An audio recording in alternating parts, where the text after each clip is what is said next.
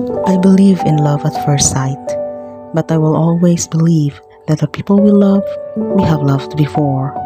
Many, many times before, and when we stumble through grace and circumstance and that brilliant illusion of choice to finally meet them again, we feel it faster each time through. The one glance that set life alight is two sets of two eyes staring through the layers of lifetimes and stolen glances.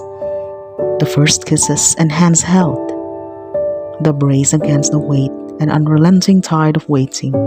I believe in love at first sight, but I'm not burdened with this misconception, and that's a first sight at all.